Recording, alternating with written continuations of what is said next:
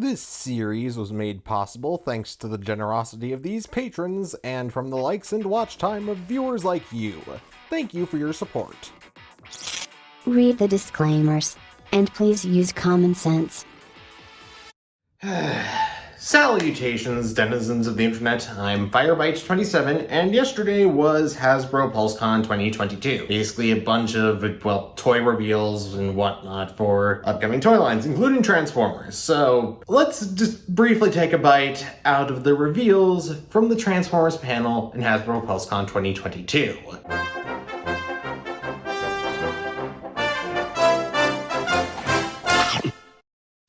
Now, I won't be covering the Hall of Fame reveals, though I am the teeniest bit salty about the fact that it was Lugnut and not Bulkhead that won the Hall of Fame award. And, yeah, I'm not going to cover anything about Magic the Gathering. Frankly, don't give a about Magic the Gathering. So let's just get started with the toy reveals. And first up, I'd like to briefly cover the art that was shown off for the upcoming Legacy Evolution line. And it looks great. We've got Armada Optimus Prime up above Tarn's head, which is just awesome because we've known for years that they've been working on an Armada Optimus Prime, but we've never gotten confirmation whether or not it's actually coming out until now. Next up, we've got Leo Prime, Needlenose, and what looks like the animated space bridge behind Leo Prime. You've also got Crosscut, the Dinobots, which we'll get to in a second, and a Junkion that looks suspiciously like animated Lockdown, in my opinion. Which means we might be getting an animated Lockdown in the near future. I mean, I want it to happen, I know you probably want it to happen, so it'll probably happen. Now then, moving away from the art, we've got the first figure that was revealed, that being Core Class Slug, or Core Class Slag if you prefer to use the term that he was originally referred to. But yeah, he looks really solid. Not amazing by any means, but really solid. Seriously, this looks like one of the best Core Class figures ever produced. It's got a waist swivel, it's got every bit of articulation I could want, except it seams elbows, which is unfortunately recurring with this set, it seems. But yeah, it's just cool. Next up, we have Sludge, and oh boy! The dinosaur mode looks great, but oh god, the robot mode looks atrocious. Just gonna say it outright. It is cool that we're getting a King Dino, or Dino King, or whatever, or the Monster Pretenders, or whomever. And it's also awesome that we're getting a Volcanicus that I can actually afford.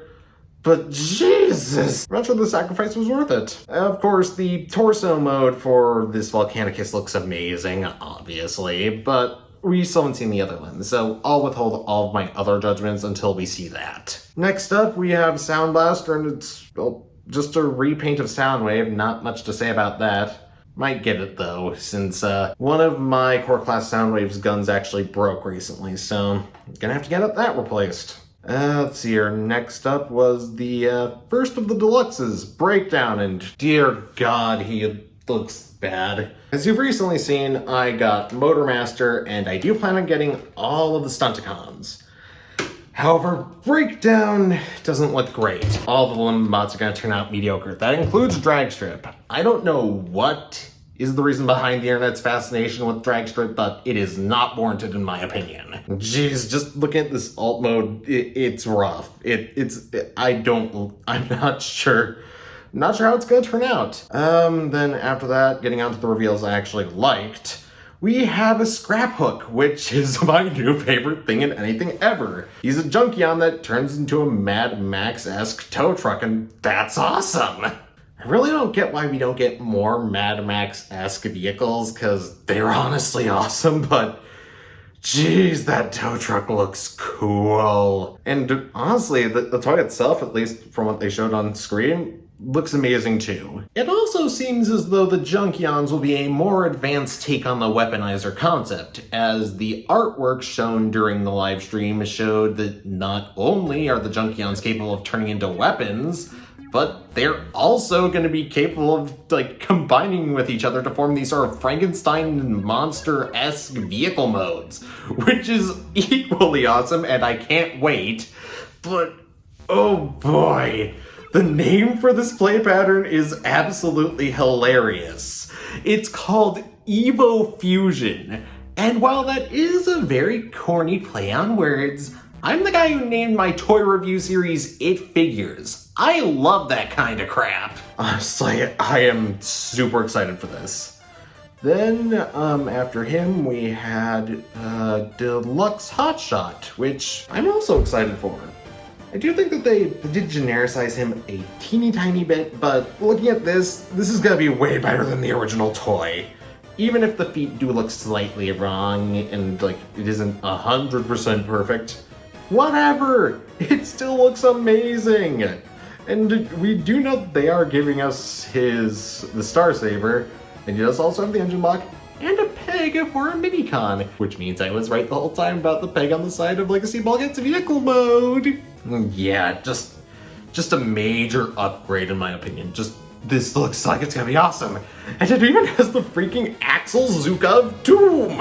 The wheels look weird in this Axel Zuka mode, not what I'm used to seeing. And the visor does pop down, thank God. Next up in the reveals was Needle Nose, and thank God he finally got a toy.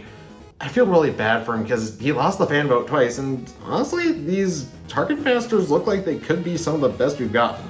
Now, I am going to rail on Target Masters being included with Deluxes in my next review, specifically on Pinpointer, or Point Blank I mean, because I feel that they shouldn't have included it Point Blank's Target Master, but these honestly look way better and more like actual guns rather than a guy doing a split the wrong way. And honestly, like a Deluxe Jet Former is something that we haven't seen in a while, so I'm really excited for that.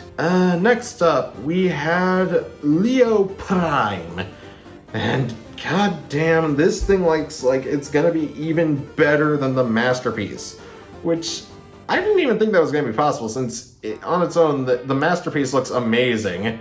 But like, not only does it have like wrist-mounted blades in like on its actual wrist, but I'm actually seeing like the blades from the paw from the anime.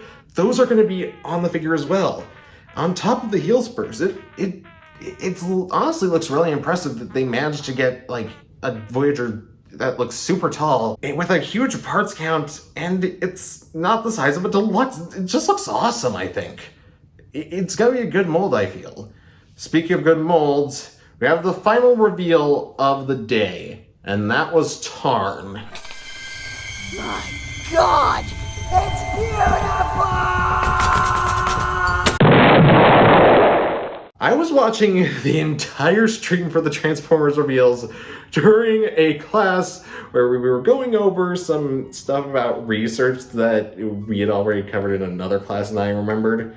So it was good to refamiliarize myself with it to a degree, but it wasn't something that I super needed to pay attention to. I know what I need to do, know where I need to go, know what each source can do to help me, whatever. But when I saw TARN, it became really hard for me to restrain any noises that would have alerted the librarian that was talking to us that I was not paying attention to her. I have made several inappropriate comments on other websites about what I knew, about how I felt, but jeez, TARN looks amazing.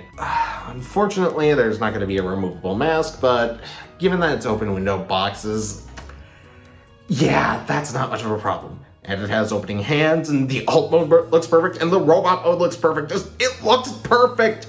This looks amazing! I can't wait! And yeah, that was all of the reveals from Hasbro Pulsecon 2022.